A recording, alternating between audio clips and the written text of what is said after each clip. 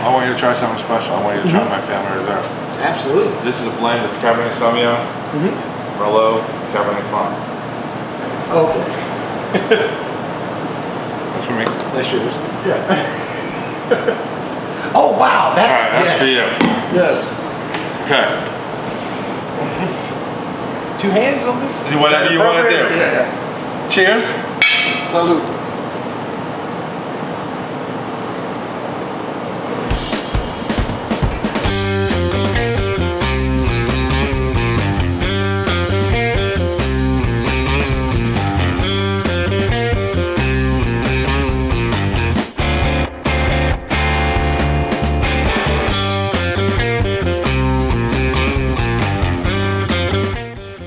Welcome to downtown Winston-Salem. I'm Chad Nance, and we're sitting here at Cork Caps and Taps at 626 West 4th Street. And we have a new show for you guys here on the Campbell City Dispatch. And what we're going to do is we're going to learn about North Carolina wines and beers. And our guide to that world is my friend Mark Terry, who's the proprietor here at Cork Caps and Taps. So 10 years ago, moved down here from Long Island, New York, at a Pioneer Winery up there. Started at a Pioneer Winery down here, West Bend Vineyards. And we just recently closed the door on March 3rd to pursue my career here downtown. Completely, this is a stress-free environment that I have here. I mean, come on in and have a great time, and loads of wine. We have like over 200 different varietals of wine, featuring North Carolina wines as well as wines from around the world. So. All right, and we're going to have 4 episodes of the show a month, and in that you are. I'm a very ignorant person, so your job is to teach me about North Carolina wines and beer, and how to appreciate them, and not just that, what's available. In North Carolina, there's 127 wineries, along with probably pushing about 100 breweries right now. The bulk paces are still growing rapidly because it's just such a wonderful place to be doing both. Absolutely. And what are we going to be drinking today? Today we're going to have the Laurel Grey Viognier, which is a varietal of grape growing here in North Carolina. And then after that, we'll sample some beer as well. Excellent. Let's get drinking. Absolutely. Let's do it. Yeah, Chad. Here's our 2013 Viognier from Laurel Grey. Now, what I'm trying to do in front of you right now is pretty amazing. People really don't realize it. Look at the glass. Of course, you got a bigger volume. This is a Riedel glass. This is just a common wine glass that you'll find generally in a store. Much thicker. Little rim around it. It's like an anti-drip, so it doesn't go down your cheeks. Okay. I find it pointless because I just glug it. It looks like a beast. Yeah, exactly. But just the thickness. Just swirl it. If you're not, if you're good at it, you can swirl without getting it flying out of the glass. If you're not, just swirling it. Yeah, my mother would go crazy if she saw me doing it. There we go. Okay. Now and what am I looking for here? I know people say legs or consistency. Legs is one of the last things I look at. Really? I mean, I find more and more people, they're going, oh wow, look at the legs on the wine. You can see it. See, it's glycerin that was inside the grape. You can see how it runs back down to the wine again. You're really you're letting the aromatics get released out of the glass. And just look at the difference. Go ahead, swirl that. Stick your nose in the glass. Smell the fruit. No, that really is. That's really fruity. It's got like almost a tang. We're smelling some green apple. We got some pear. The Viognier is 2013 vintage, a very nice year that we had for the white grapes, and it's just absolutely amazing on how fruit forward this wine is. So now you've tried to smell that one. Now swirl this glass thinner. This is a Riedel glass. This is a really high-class wine glass, and you'll just find. I don't know if I have the hand-eye coordination to do that. There we go. There we go. Get it going. Nobody's getting hurt. Get a good swirl. There you go. Wow. No, it takes a little time. It's kind of hypnotic. It's kind of hypnotic. You can watch that. All right, that's good. Well, and so now I can taste it.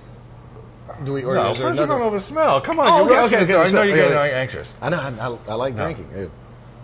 Now smell the other glass. Go back to the other glass again. Just look at the difference. How much more aromatics and much more smoother, with a lot more finesse. It actually is. This almost smells colder. And it's got there are tasting rooms in North Carolina that will actually show you that, have a comparison of glasses. Just to, So it does matter what you drink. It does really. It makes a big difference what you drink out of. So now you take a small sip. No, small. Oh, okay. Right. No spitting. Spitting, I don't believe in that word. Oh, wow. So right now you're getting your palate adjusted to the wine. It takes 3. Now you take another sip.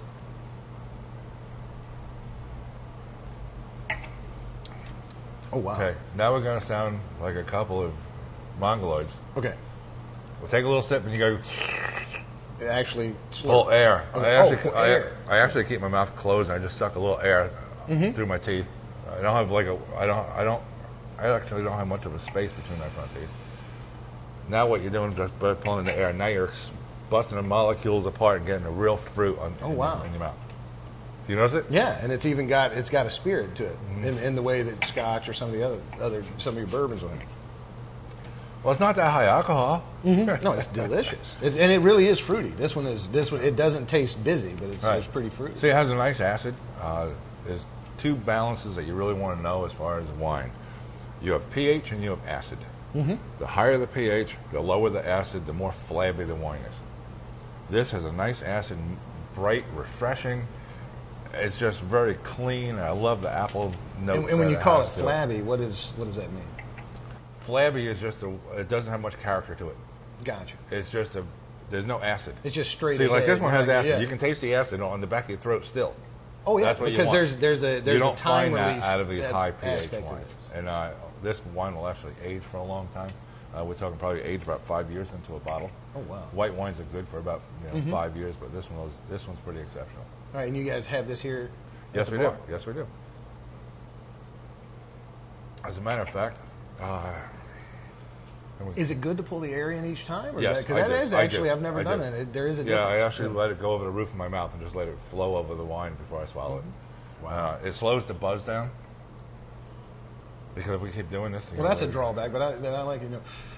Yeah, but how about if you're with a group of friends and hey, you're having a glass of wine, everybody's just chugging it down. It's better to take small sips instead of just big gulps and just enjoy the actual experience. I've had people come into the tasting room.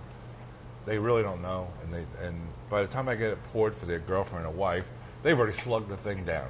Take it easy. You're here for the it's not a shot glass. It's not a shot house. No. Yeah. So. It's pretty nice. Absolutely. Cheers.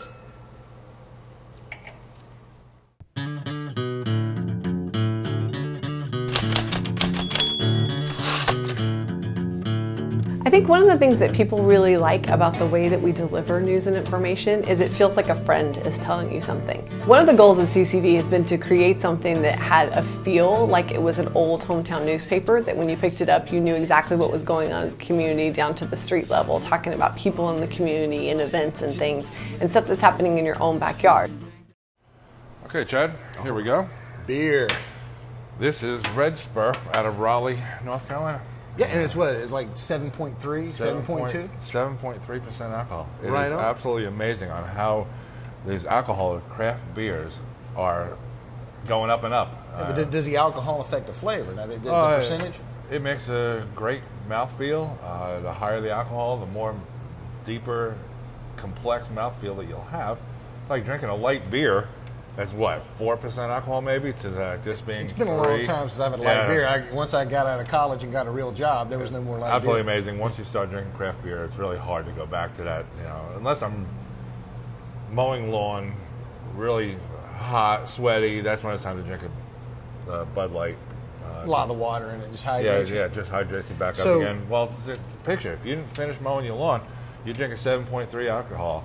Yeah, but you won't want to look at your lawn. It's time to hit the hammer if you do that. Well, how do I drink beer? How do I want to taste beer when I'm going to appreciate something of high quality? You would appreciate this just the way we did wine as well. You will swirl the glass. I mean, this is you won't find people at bars be doing this. No. I like going to beer festivals so much more than a wine festival. You go to a beer festival, you will then get a sample of beer, and people walk away. They go sample their beer. You find people at a wine festival, they'll stand there and they want to analyze it. They want to rip it apart. People don't do that with beer. I mean, I love going to beer festivals because there's no lines. Have you noticed a different audience coming into the store, to the restaurant here for beer or for wine? I think the people, we have the wine machines here. Yeah. The wine stations, they're called. People come in here, that's what people's eyes are drawn to.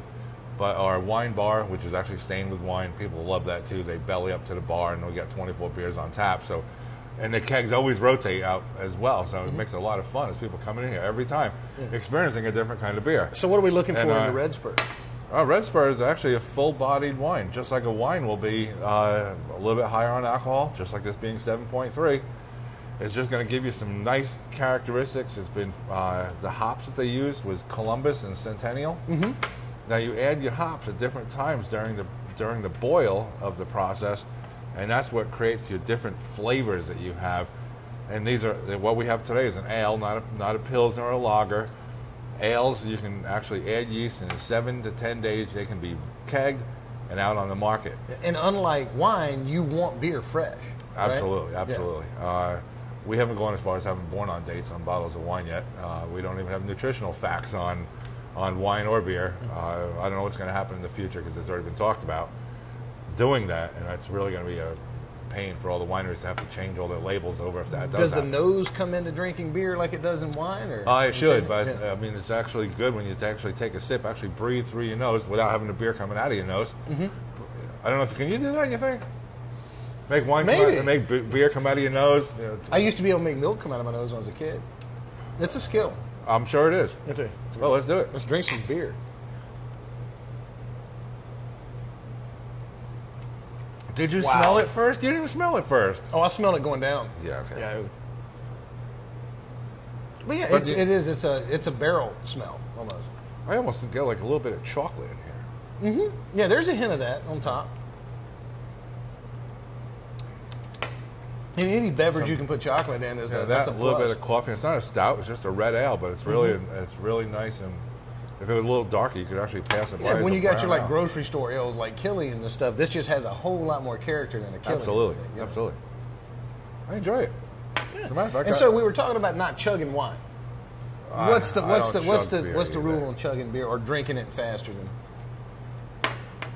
I think it's just not a bad thing to do as far as just enjoying it in bigger swallows. In bigger swallows. Yeah, not sipping it like you would a glass of wine.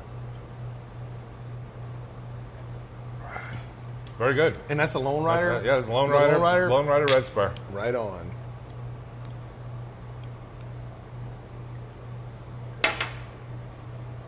There you go. Good for you. That's what's for breakfast.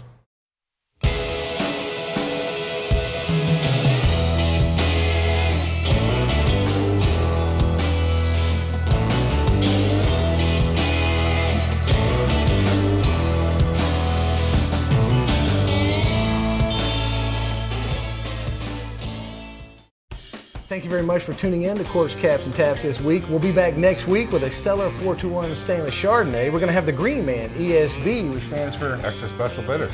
Yeah, and that's out of Asheville. And anyway, keep tuning in to CCTV YouTube channel. We're going to have this show and more shows. You can subscribe right down here. And come down to 626 West 4th Street, and you can talk to Mark Terry yourself and learn more about beer and wine at Corks, Caps, and Taps in downtown Winston-Salem.